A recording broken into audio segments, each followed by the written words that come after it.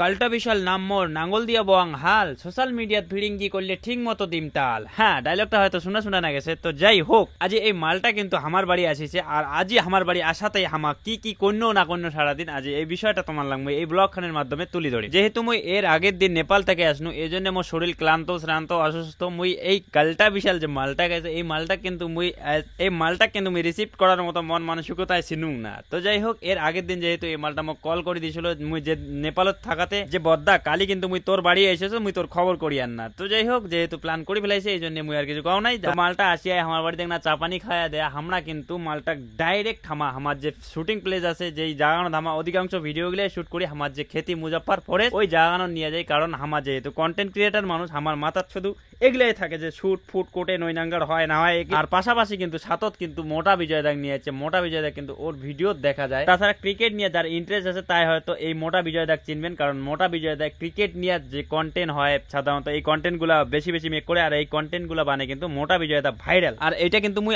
আজই জানো মোটা বিজয় দা মোক কোয়াতে যে মুই এরকম কন্টেন্ট বানাও, কারণ এইরকম কন্টেন্ট মুই এর আগত কোনদিন দেখো নাই। মুই এটাও জানো না যে মোটা বিজয় দা এর আগত কোনো ভিডিও কাজ করছে বা কোনো ভিডিও বানায়।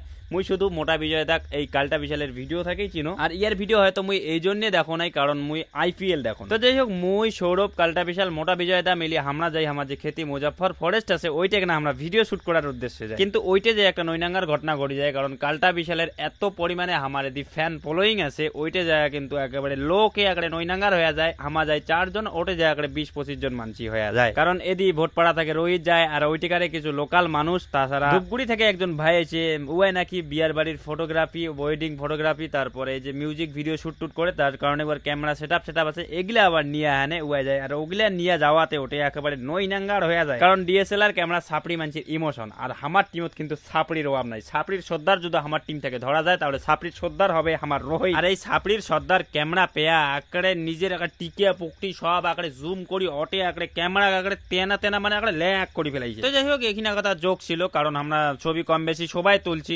এখানকায় খালি রোহিতের ঘাড় চাপে দিলে হবে না, কারণ রোহিতের ঘাটটা ছোট ওই সহ্য করির পাবে না তোলা। তো যাই হোক, এরপরে সবাই মিলি 2-4 ক্যান রিলস টিলস বানে আনে খিদা নাগার পরে আমরা কিন্তু ওটাকে না বিরিয়ানি অর্ডার দিই, আর সবাই মিলে আমরা এই 8-9টা বিরিয়ানি আনি সবাই মিলে ভাগ করি। আর ভবিষ্যতে আমার বাপের এরকম করে জমি জায়গা বেঁচে ভাগ করি খাওয়ার প্ল্যান আছে, যার কারণে আমার এই ভাগাভাগিটা শিখি নাছি আর কি। কিন্তু মোর আব্বার তো জমি নেই, কারণ মোর বাপ তো অটল বিহারি নয়।